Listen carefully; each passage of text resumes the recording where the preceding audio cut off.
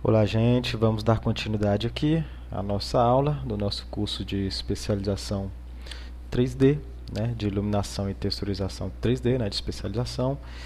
E continuando a aula passada, que nós falamos sobre como que é o funcionamento, né, em relação a, a essa área dos materiais, né, que no 3D nós chamamos de shaders, né, até usei como exemplo essa imagem aqui, tá joia? Exemplificando como que é o funcionamento, como que o 3D interpreta tudo isso, tá? E o que ele está falando agora, nós vamos estar falando sobre os tipos de materiais, em relação agora que a gente vai estar falando sobre os materiais, desculpe, materiais não, sobre os raios, né? Que nós temos raios primários, secundários, tá joia? E agora a gente vai estar falando sobre os raios primários. Como que funciona isso, né? Como é que funciona esses raios primários? Eu vou estar também mostrando aqui para vocês como que é o funcionamento em relação a, como que funciona esses raios primários no nosso mundo real, né? Como que é o funcionamento, como que é essa interpretação que a gente precisa saber. Bom, a primeira coisa que eu queria estar mostrando aqui para vocês, eu vou estar mostrando alguns exemplos, tá? Né, de como que é esses shaders, como que funcionam esses materiais na vida real, tá? E como que a gente vai tentar pegar do mundo 3D e passar isso, né, desculpe, pegar do mundo real e tentar passar isso para o mundo 3D, tá joia? Mas antes de mostrar essa parte assim de alguns exemplos, eu queria mostrar para vocês como que funciona em relação aos materiais primários, tá? Ou desculpe, aos raios primários. Como eu falei para vocês, né, os três componentes principais desses raios primários que nós conseguimos enxergar, que nós conseguimos entender e visualizar, são esses aqui, que é o que? Que é o diffuse, que é justamente como se fosse a cor, aquilo que a gente está conseguindo visualizar. Tá? Mais para frente a gente vai entender como que é o funcionamento, como que é a interpretação do nosso olho em relação a esses materiais aqui, tá joia?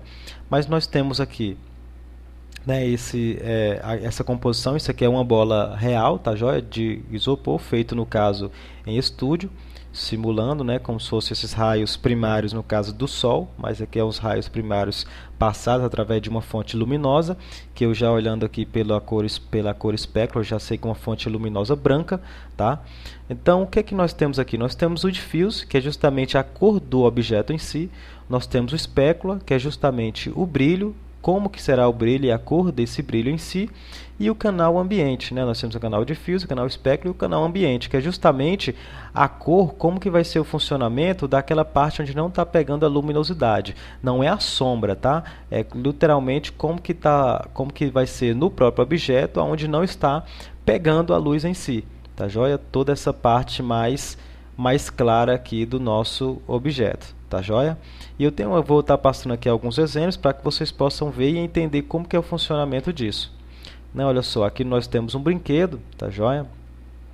Você pode ver que no 3D, como é que a gente vai aplicar, como é que a gente vai dizer, por exemplo, olha, eu quero fazer com que quando renderizar, quando as pessoas olhem para o meu objeto 3D, eles possam visualizar isso daqui, possam conseguir interpretar que é como se fosse um material de plástico, tá joia? Como se fosse esse material de brinquedo aqui, que nós temos a cor difusa de o objeto em si e o espécula, né, que seriam os brilhos aqui do nosso objeto, tá joia?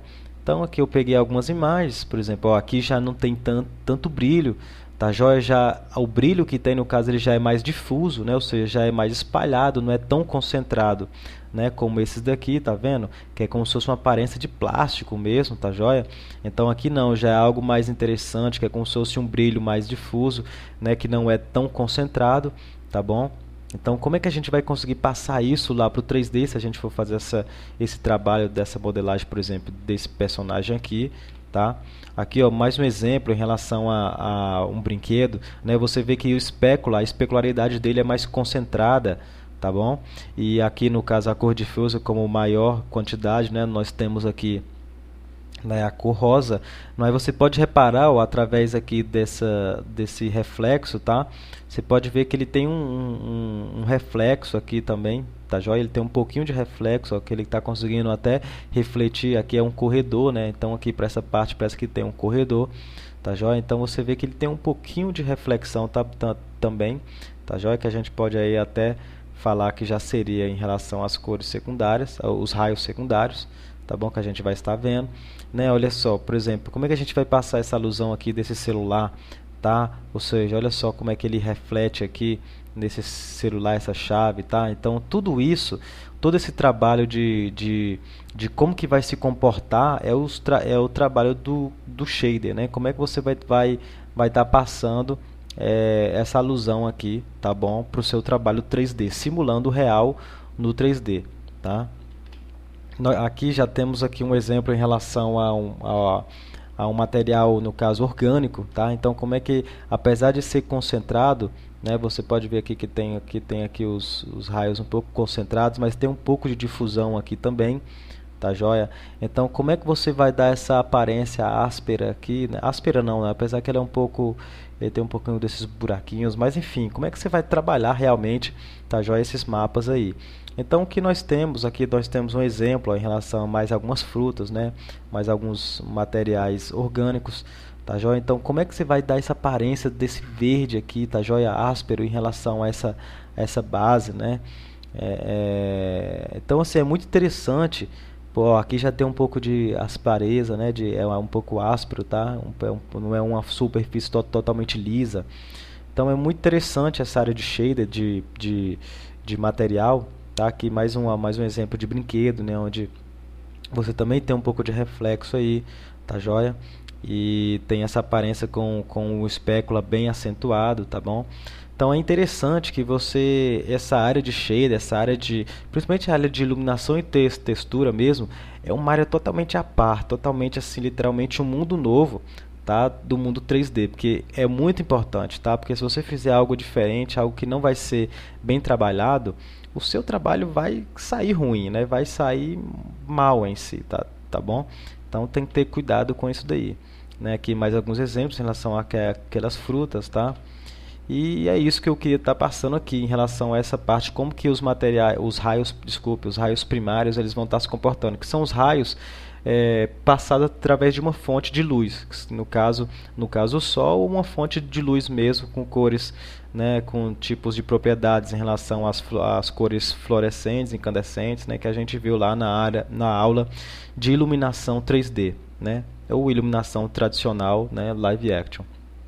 Então, assim, os materiais principais, os raios primários, desculpe, ele vai agir principalmente nesse tipo de material aqui, tá? Usufruindo da espécula, tá? Que a gente tem aqui o brilho centrado, o diffuse, tá? E o ambiente, que a gente pode até falar que a cor e o ambiente eles fazem parte do diffuse, mas a gente pode separar também, como a gente colocou aqui, que é até interessante também. Tá bom?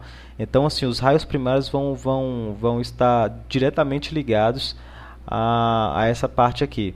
Os secundários também podem até estar ligados, principalmente com a parte do espécula, tá? Mas a gente tem algumas particularidades que a gente tem em relação a relevo, que a gente vai estar vendo aí nas próximas aulas, tá bom?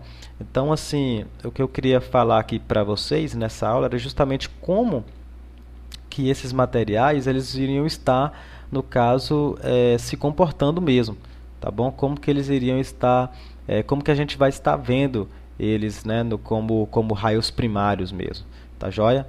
Então é muito interessante mesmo essa área, tá bom? É muito interessante mesmo para que vocês consigam enxergar e entender. É uma área de extrema complexidade. Às vezes a pessoa pensa, é muito fácil eu chegar lá chegar no 3D, colocar uma cor, colocar uma especularidade, pronto, de renderizar. E não é tão simples assim.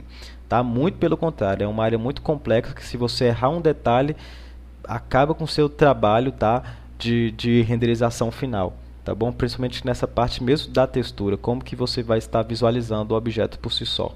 Tá? Então, por exemplo, se você quer trazer, se você fizer um mau trabalho de shader, você está querendo passar uma alusão por exemplo, de um tapete, e aí quando você vai ver na renderização, aquilo não está mais para um tapete, está mais para como se fosse como é que é o nome?